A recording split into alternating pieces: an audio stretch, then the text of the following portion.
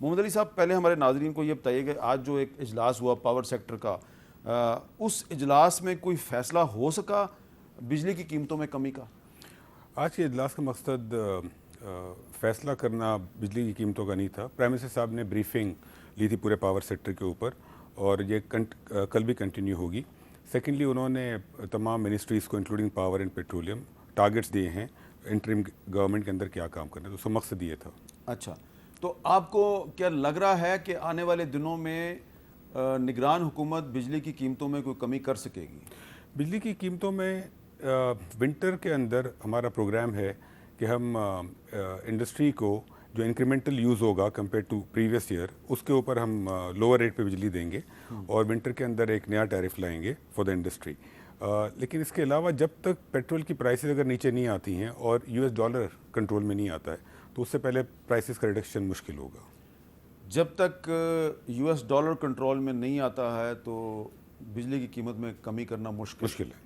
अच्छा जी, मुश्ताक अहमद खान साहब, आपने गुफ्तगू सुनी मोहम्मद अली साहब की, तो आपने एक फार्मूला पेश किया है कि बिजली की कीमतों में कैसे कमी हो सकती है। ज़रा मुख्तसरन पहले वो फार्मूला बता दें हमें, ताकि फिर हम मोहम्मद अली साहब से उस पर बात करें। बिस्मिल्लाहिर्रहमानिर्रहीम। बहुत शुक्रिया हामिद मीर साहब। एक तो यह है कि जो पावर सेक्टर का इशू है वो तो उस वक्त हल होगा जब 20% बिजली हम ज़ाया कर रहे हैं, 4.5 बिलियन डॉलर का, जिसमें पुअर इंफ्रास्ट्रक्चर है, बिजली की चोरी है, एफिशिएंसी इश्यूज़ हैं और मुफ्त बिजली है। जब तक हम इस मसले को हल नहीं करेंगे और उसके साथ साथ IPPs के जो एग्रीमेंट्स है उसको रिव्यू नहीं करेंगे, मुस्तकिल हाल तो यही है।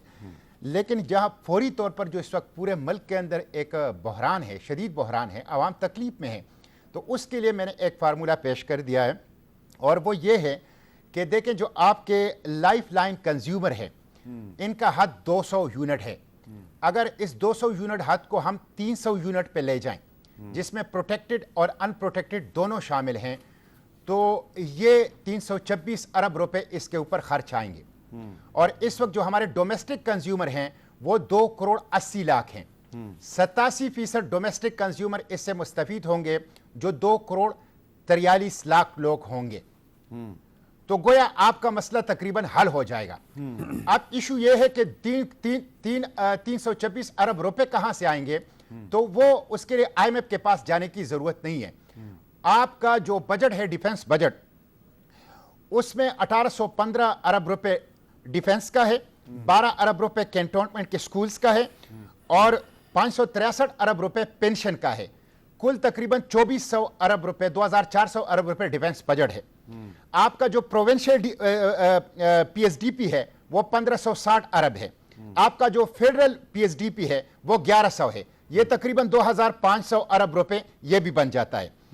मिनिस्टर साहब को इल्म होगा, एक कंटेंजेंट लाइबिलिटीज और मिसलेनियस के मद में SOEs के खसारों के लिए 350 अरब रुपए रखे गए हैं। अच्छा। तो मेरा फार्मूला यह है कि आप डिफेंस बजट के 2400 अरब से 100 अरब ले ले, प्रोविंशियल और फेडरल PSDP जिसके ऊपर इलेक्शन कमीशन ने पाबंदी लगाई कि कोई तरक्याती प्रोजेक्ट्स नहीं होंगे, तो वैसे ही फ्रीज हो गए हैं।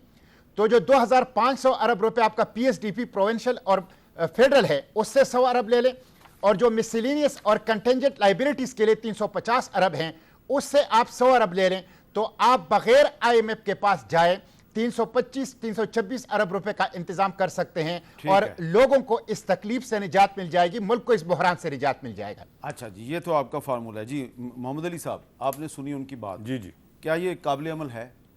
जी, काबिल अमल नहीं है। इसकी वजूहत मैं बता देता हूँ आपको। सेनेटर साहब ने 2-3 बातें कही। पहली बात उन्होंने कहा कि थेफ्ट और जो चोरी होती है बिजली, दूसरी बात उन्होंने कही कि IPPs के वायदे, और तीसरी बात उन्होंने कही कि जो बजट के अंदर एलोकेशन है डिफेंस में, SOEs वगैरह की, तो मैं तीनों का अलग अलग जवाब दे देता हूँ। पहली बात, IPPs के साथ जो मुआहदे हुए हैं, और मैंने सेनेटर साहब का प्रोग्राम 2 रोज़ पहले शायद हुआ था, वो भी सुना था, जिनमें उन्होंने नौमान वजीर साहब की रिपोर्ट को कोट किया था। उसमें लिखा हुआ है कि जी आप क्रिमिनल इन्वेस्टिगेशन शुरू कर दें IMF के खिलाफ। उन्होंने तो यहाँ तक कहा था कि मैं शायद जो, क्योंकि मैंने IPP रिपोर्ट लिखी थी और फिर मैंने नेगोशिएशन की थी, तो उन्होंने ये भी कहा था कि शायद मैं मिला हुआ हूँ इस गवर्नमेंट के साथ या IPPs के साथ, व्हाटएवर।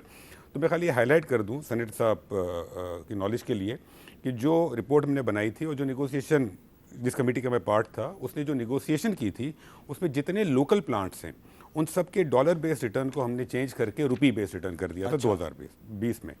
वो जो डॉलर था उस वक्त हमने 148 पर फ्रीज कर दिया। अगर हमने वो ना किया होता तो आज उनको हम 300 रुपए के हिसाब से पेमेंट कर रहे होते।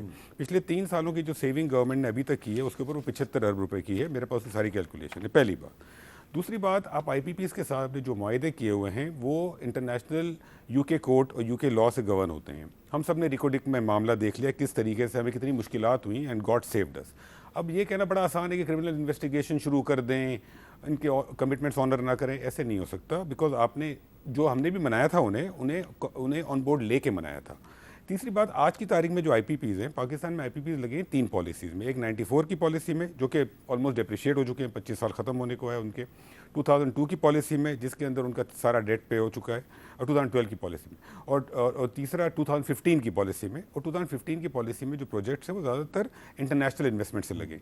अब हम इंटरनेशनल इन्वेस्टर्स ने जो लगाए हैं उनके साथ जाके यूनिलैटरली इन मुआहदों को ख़त्म नहीं कर सकते, पहली बात। दूसरी बात, जहाँ तक चोरी का सवाल है, लेकिन जो चोरी और बिल्स की पेमेंट ना होना, ये 2 मसले हैं। अब ये ओवरनाइट हल नहीं हो सकते हैं। एक कल्चर बन चुका है हमारे मुल्क में। इस वक्त हमारी 5 डिस्कोज ऐसी हैं सिंध के अंदर, KP और बलूचिस्तान में, जिसके अंदर जितने यूनिट्स चोरी होते हैं, जो बिलिंग होती है उसका 60% चोरी या लैक ऑफ रिकवरी है। अब ये चोरी और लैक ऑफ रिकवरी कौन करता है? गवर्नमेंट तो नहीं करती, अवाम ही कर रही है ये ना। 5 डिस्कोस के नाम लेना पसंद करेंगे आप? जी, 5 डिस्कोज के नाम हैं पेशावर, कोयटा, हेस्को है हैदराबाद में, सेप्को और टेस्को। ये 5 डिस्कोज हैं। पंजाब की 5 डिस्कोज हैं, उनकी परफॉर्मेंस बेहतर है। अब 60% जो है, जो टोटल बिलिंग होती है, वो रिकवरी नहीं होती है, लोग पेमेंट नहीं करते हैं। वहाँ पर लॉ इन्फोर्समेंट के लोग जाते हैं, लेकिन उनके साथ भी बुरा सलूक किया जाता है। तो इट इज़ नॉट ईजी कि ओवरनाइट ये चीज़ें चेंज हो जाएँ। हम इसके ऊपर काम कर रहे हैं, it will take a while. तीसरी चीज़ ये कि जहाँ तक बजट की एलोकेशन है, डिफेंस हो, SOEs हो, अब SOEs क्या करें? देखिए ना, ओवरनाइट तो आप PIA को बंद नहीं कर सकते हैं, हज़ारों लोग, लाखों लोग अनएम्प्लॉयड हो जाएंगे। स्टील मिल को बंद नहीं कर सकते हैं, डिस्कोस को आप ओवरनाइट बेच नहीं सकते हैं। ये जो हल हैं, इसके अंदर थोड़ा सा वक्त लगेगा, that's all I am saying. देखिए, हमारी पूरी कोशिश है कि हम आहिस्ता आहिस्ता चीज़ों को सही करें। This is the 3rd week into the job. तो सेनेटर साहब की तमाम गुजारिशात जो हैं और जो इनके सजेशंस हैं, we will look at that. लेकिन ये बहुत जल्दी ओवरनाइट ये चीज़ें नहीं हो सकती हैं, drastic measures, it will take a while. एक और चीज़ देखिए, दुनिया में जो बिजली बनती है वो उसकी कुछ सोर्सेज हैं ना, पेट्रोल से बनती है, गैस से बनती है, हाइडल से बनती है, न्यूक्लियर प्लांट्स होते हैं वगैरह वगैरह। तो पेट्रोल तो पाकिस्तान में उसी प्राइस पे मिलता है, ऑयल जिस प्राइस में अमेरिका में मिलेगा, यूरोप में मिलेगा, हर जगह पर। लेकिन हमारे यहाँ चूँकि हम एक इतने अमीर मुल्क नहीं हैं, तो उसका जो इम्पैक्ट होता है बहुत ज़्यादा फील होता है। सेकेंडली, लोग पेमेंट नहीं करते हैं। थर्डली, लोग चोरियाँ कर रहे हैं। फोर्थली, हमारा टैक्सेशन सिस्टम की वजह से एनर्जी कंज्यूमर पर टैक्स बहुत ज़्यादा है। तो ये स्ट्रक्चरल इश्यूज़ हैं जो कि हमें सॉल्व करने पड़ेंगे, एंड इंशाल्लाह we are moving towards them.